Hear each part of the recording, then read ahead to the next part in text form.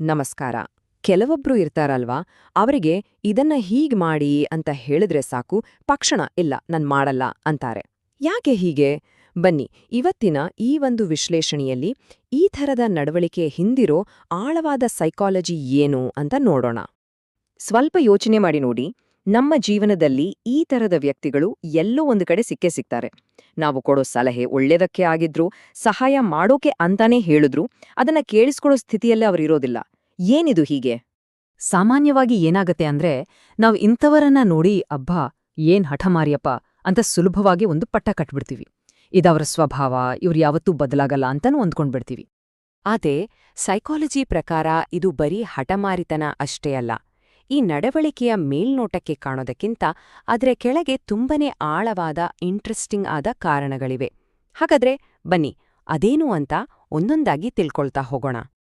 ಮೊದಲನೇದಾಗಿ ಹಠಮಾರಿತನದ ಆಚೆಗೆ ಅಂದ್ರೆ ಈ ಪ್ರತಿರೋಧದ ಹಿಂದಿನ ನಿಜವಾದ ಸೈಕಲಾಜಿಕಲ್ ಕಾರಣಗಳು ಏನೇನಿರ್ಬೋದು ಅಂತ ನೋಡೋಣ. ಸಂಶೋಧನೆಗಳ ಪ್ರಕಾರ ಕಂಟ್ರೋಲ್ ಅಥವಾ ನಿಯಂತ್ರಣವನ್ನ ಇಷ್ಟಪಡದ ಜನರಲ್ಲಿ ಸಾಮಾನ್ಯವಾಗಿ 5 ಮುಖ್ಯವಾದ ಸೈಕಲಾಜಿಕಲ್ ಗುಣಲಕ್ಷಣಗಳು ಕಾಣಿಸುತ್ತವೆ. ಹಾಗಿದ್ರೆ ಆ 5 ಲಕ್ಷಣಗಳು ಯಾವುವು ನೋಡೋಣ ಬನ್ನಿ.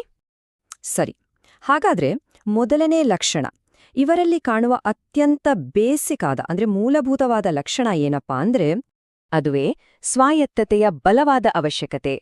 ಇದರರ್ಥ ತಮ್ಮ ನಿರ್ಧಾರಗಳನ್ನ ತಾವೇ ತೆಗೆದುಕೊಳ್ಬೇಕು, ತಮ್ಮ ಜೀವನ ತಮ್ಮ ಕಂಟ್ರೋಲ್ನಲ್ಲೇ ಇರಬೇಕು ಅನ್ನೋ ಒಂದು ಆಳವಾದ ಆಂತರಿಕ ಬಯಕೆ ಇವರಲ್ಲಿ ತುಂಬಾನೇ ಸ್ಟ್ರಾಂಗ್ ಆಗಿರುತ್ತೆ. ನೋಡಿ, ಸಾಮಾನ್ಯವಾಗಿ ನಮ್ಮ ಜೀವನದ ಮೇಲೆ ನಮ್ಗೊಂದು ಹಿಡಿತ ಇರಬೇಕು ಅಂತ ಎಲ್ರಿಗೂ ಅನ್ಸುತ್ತೆ. ಆದ್ರೆ ಇಂಥ ಜನರಿಗೆ ಇದೊಂದು ಕೇವಲ ಇಷ್ಟಕಷ್ಟದ ವಿಷಯ ಅಲ್ಲ, ಇದು ಅವರಿಗೊಂದು ಮೂಲಭೂತ ಅವಶ್ಯಕತೆ ಇದ್ದ ಹಾಗೆ. ಬೇರೆಯವರು ಬಂದು ಏನಾದ್ರೂ ಆಜ್ಞೆ ಮಾಡಿದ್ರೆ ಅದು ನೇರವಾಗಿ ತಮ್ಮ ಸ್ವಾತಂತ್ರ್ಯದ ಮೇಲೆ ಮಾಡಿದ ದಾಳಿ ಅಂತಾನೆ ಅವರಿಗೆ ಫೀಲ್ ಆಗುತ್ತೆ. ಸೊ ಅವರ ಪ್ರತಿರೋಧ ಇದೆಯಲ್ಲ, ಅದು ಬರೀ ಹಠ ಅಲ್ಲ, ಅದು ತಮ್ಮ ಸ್ವಾತಂತ್ರ್ಯವನ್ನ ಕಾಪಾಡ್ಕೊಳ್ಳೋಕೆ ಬಳಸೋ ಒಂದು ಡಿಫೆನ್ಸ್ ಮೆಕ್ಯಾನಿಸಮ್. ಓಕೆ, ಸ್ವಾಯತ್ತತೆಯ ಅವಶ್ಯಕತೆ ಒಂದು ಕಾರಣ ಆಯ್ತು. ಈಗ ಎರಡನೇ ಲಕ್ಷಣ, ಇದು ನಮ್ಮ ಮೆದುಳು ಹೇಗೆ ಕೆಲಸ ಮಾಡತ್ತೆ ಅನ್ನೋದಕ್ಕೆ ಸಂಬಂಧಿಸಿದ್ದು. ಕೇಳೋಕೆ ಸ್ವಲ್ಪ ಟೆಕ್ನಿಕಲ್ ಅನ್ಸ್ಬಹುದು, ಆದ್ರೆ ತುಂಬಾನೇ ಇಂಟ್ರೆಸ್ಟಿಂಗ್ ಆಗಿದೆ. ಇದು ಒಂದು ನಿರ್ದಿಷ್ಟ ಸೈಕಲಾಜಿಕಲ್ ಕಾನ್ಸೆಪ್ಟ್. ಮನೋವಿಜ್ಞಾನದಲ್ಲಿ ಇದನ್ನ ಸೈಕಲಾಜಿಕಲ್ ರಿಯಾಕ್ಟನ್ಸ್ ಅಂತ ಕರೀತಾರೆ. ಅಂದ್ರೆ ಏನಿದು? ಯಾರಾದ್ರೂ ನಮ್ಮ ಸ್ವಾತಂತ್ರ್ಯವನ್ನ ಕಸಿತಾ ಇದ್ದಾರೆ, ನಮ್ಮನ್ನ ಕಂಟ್ರೋಲ್ ಮಾಡೋಕ್ ಟ್ರೈ ಮಾಡ್ತಿದ್ದಾರೆ ಅಂತ ಮೆದುಳಿಗೆ ಅನ್ಸಿದ ತಕ್ಷಣ ಅದು ಆಟೋಮ್ಯಾಟಿಕ್ ಆಗಿ ಅದಕ್ಕೆ ವಿರುದ್ಧವಾಗಿ ರಿಯಾಕ್ಟ್ ಮಾಡೋಕ್ ಶುರು ಮಾಡುತ್ತೆ. ಇದು ಬೇಕು ಅಂತ ಉದ್ದೇಶಪೂರ್ವಕವಾಗಿ ಮಾಡೋ ಹಠ ಅಲ್ಲ, ಬದಲಿಗೆ ಇದು ಮೆದುಳಿನ ಒಂದು ಆಟೋಮ್ಯಾಟಿಕ್ ರೆಸ್ಪಾನ್ಸ್ ಅಷ್ಟೇ. ಈಗ ನೋಡಿ, ಈ ವಾಕ್ಯ ಇದನ್ನ ಪರ್ಫೆಕ್ಟ್ ಆಗಿ ವಿವರಿಸುತ್ತೆ. ಇದನ್ನು ಮಾಡ್ಲೇಬೇಕು ಅಂತ ಯಾರಾದ್ರೂ ಹೇಳಿದ್ರೆ ಮನ್ಸು ತಕ್ಷಣವೇ ಓಹೋ ಹೌದಾ, ಈಗ ಇದನ್ ಮಾಡೋಕೆ ಇಷ್ಟ ಇಲ್ಲ ಅಂತ ಯೋಚಿಸುತ್ತೆ.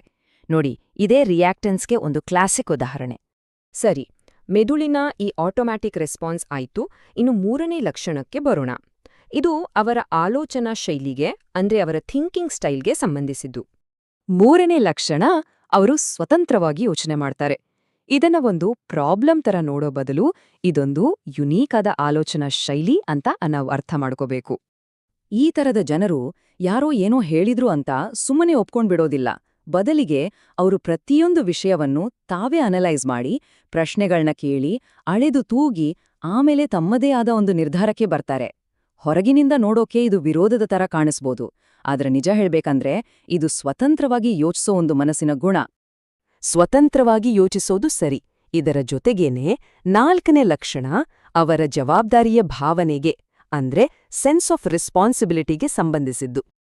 4ನೇ ಪಾಯಿಂಟ್, ಅವರು ವೈಯಕ್ತಿಕ ಜವಾಬ್ದಾರಿಗೆ ತುಂಬಾನೇ ಬೆಲೆ ಕೊಡ್ತಾರೆ. ಅಂದ್ರೆ ತಮ್ಮ ಜೀವನ ಮತ್ತು ತಾವು ತೆಗೆದುಕೊಳ್ಳೋ ನಿರ್ಧಾರಗಳ ಸಂಪೂರ್ಣ ಓನರ್ಶಿಪ್ ತಾವೇ ತಗೋಬೇಕು ಅಂತ ಬಯಸ್ತಾರೆ. ಇವರಿಗೆ ಏನಾಗುತ್ತೆ ಅಂದ್ರೆ, ಬೇರೆಯವರು ಹೇಳಿದ್ದನ್ನ ಮಾಡಿ ಸಕ್ಸೆಸ್ ಆಗೋದಕ್ಕಿಂತ ತಾವೇ ಒಂದು ದಾರಿಯನ್ನ ಆಯ್ಕೆ ಮಾಡ್ಕೊಂಡು ಅದ್ರಲ್ಲಿ ಯಶಸ್ಸು ಗಳಿಸೋದಿದೆಯಲ್ಲ, ಅದು ಜಾಸ್ತಿ ಮುಖ್ಯ ಅನ್ಸುತ್ತೆ. ಯಾಕಂದ್ರೆ ಆ ಸಾಧನೆ ಹಿಂದಿರೋ ಸಂಪೂರ್ಣ ಜವಾಬ್ದಾರಿ ತಮ್ಮದೇ ಆಗಿರುತ್ತೆ. ಹಾಗಾಗಿ ಆ ಗೆಲುವು ಅವ್ರಿಗೆ ಹೆಚ್ಚು ಮೀನಿಂಗ್ಫುಲ್ ಆಗಿ ಕಾಣಿಸುತ್ತೆ. ಸರಿ, ಈಗ 5ನೇ ಮತ್ತು ಕೊನೆಯ ಅಂಶ. ಇದು ಇಲ್ಲಿವರೆಗೂ ನಾವು ನೋಡಿದ ಎಲ್ಲಾ ಲಕ್ಷಣಗಳನ್ನ ಒಟ್ಟಿಗೆ ಸೇರಿಸೋ ಒಂದು ಪಾಯಿಂಟ್ ಅಂತಾನೂ ಹೇಳ್ಬೋದು. 5ನೇ ಲಕ್ಷಣ, ಇವರು ನಿಯಂತ್ರಣಕ್ಕೆ ಅಂದ್ರೆ ಕಂಟ್ರೋಲ್ಗೆ ತುಂಬಾನೇ ಸೆನ್ಸಿಟಿವ್ ಆಗಿರ್ತಾರೆ. ಅಂದ್ರೆ ಏನು? ಪವರ್ ಡೈನಾಮಿಕ್ಸ್ ಅಂದ್ರೆ ಅಧಿಕಾರದ ಸಮೀಕರಣಗಳು ಮತ್ತು ಬೇರೆಯವರ ಉದ್ದೇಶಗಳ ಬಗ್ಗೆ ಇವರಿಗೆ ತಕ್ಷಣ ಗೊತ್ತಾಗ್ಬಿಡುತ್ತೆ. ಇವರ ಈ ಸೆನ್ಸಿಟಿವಿಟಿ ಇರೋದ್ರಿಂದ ಬೇರೆಯವರು ತಮ್ಮನ್ನ ಕಂಟ್ರೋಲ್ ಮಾಡೋಕ್ಕೆ, ಮ್ಯಾನಿಪುಲೇಟ್ ಮಾಡೋಕ್ಕೆ ಅಥವಾ ತಮ್ಮ ಮೇಲೆ ಡಾಮಿನೇಟ್ ಮಾಡೋಕ್ಕೆ ಟ್ರೈ ಮಾಡ್ತಿದ್ದಾರಾ ಅಂತ ಬೇಗನೆ ಗ್ರಹಿಸ್ಬಿಡ್ತಾರೆ. ಒಂದು ಸಣ್ಣ ಕಮಾಂಡ್ ಕೂಡ ಅವರಿಗೆ ದೊಡ್ಡ ಒತ್ತಡದ ಥರ ಕಾಣಿಸಬಹುದು. ಅದಕ್ಕೆ ತಮ್ಮ ಪರ್ಸನಲ್ ಬೌಂಡ್ರಿಗಳನ್ನ ಅಂದ್ರೆ ವೈಯಕ್ತಿಕ ಗಡಿಗಳನ್ನ ಕಾಪಾಡ್ಕೊಳ್ಳೋಕೆ ಅವರು ಈ ಪ್ರತಿರೋಧವನ್ನ ಒಂದು ಟೂಲ್ ಆಗಿ ಬಳಸ್ತಾರೆ. ಹಾಗಾದ್ರೆ ನಾವಿಷ್ಟೊತ್ತು ತಿಳ್ಕೊಂಡ ಈ 5 ಲಕ್ಷಣಗಳ ಆಧಾರದ ಮೇಲೆ ಈ ನಡವಳಿಕೆಯನ್ನ ಒಂದು ಹೊಸ ದೃಷ್ಟಿಕೋನದಲ್ಲಿ ನೋಡಕ್ಕಾಗತ್ತಾ? ಈಗ ನೋಡಿ, ಈ ಹೋಲಿಕೆ ತುಂಬಾನೇ ಮುಖ್ಯ. ನಾವು ಸಾಮಾನ್ಯವಾಗಿ ಹಠಮಾರಿ, ಕಷ್ಟದ ವ್ಯಕ್ತಿ ಅಂತ ಸುಲಭವಾಗಿ ಲೇಬಲ್ ಮಾಡ್ಬಿಡ್ತೀವಿ. ಆದ್ರೆ ಅದರ ಬದಲು ಆ ನಡವಳಿಕೆ ಹಿಂದಿರೋ ಸ್ವಾಯತ್ತತೆಯ ಬಲವಾದ ಅವಶ್ಯಕತೆ ಅಥವಾ ಸ್ವತಂತ್ರ ಚಿಂತನೆ ಅನ್ನೋ ಆಳವಾದ ಸೈಕಲಾಜಿಕಲ್ ಕಾರಣಗಳನ್ನ ನಾವು ಅರ್ಥ ಮಾಡ್ಕೋಬೋದು. ಹೀಗೆ ನೋಡಿದಾಗ ನಮ್ಮ ಪೂರ್ತಿ ದೃಷ್ಟಿಕೋನವೇ ಬದಲಾಗ್ಬಿಡುತ್ತೆ ಅಲ್ವಾ? ಕೊನೆಯದಾಗಿ ಒಂದು ಪ್ರಶ್ನೆಯೊಂದಿಗೆ ಈ ಚರ್ಚೆಯನ್ನ ಮುಗಿಸೋಣ. ಈ ನಿಯಂತ್ರಣವನ್ನ ವಿರೋಧಿಸೋದಿದೆಯಲ್ಲ, ಇದು ನಿಜವಾಗ್ಲೂ ಒಂದು ವೀಕ್ನೆಸ್ಸಾ ಅಥವಾ ಅದು ತನ್ನ ಸ್ವಾತಂತ್ರ್ಯ ಮತ್ತು ವ್ಯಕ್ತಿತ್ವವನ್ನ ಕಾಪಾಡ್ಕೊಳ್ಳೋಕೆ ಹೋರಾಡ್ತಿರೋ ಒಂದು ಪ್ರಬಲ ಮನಸ್ಸಿನ ಸಂಕೇತನ?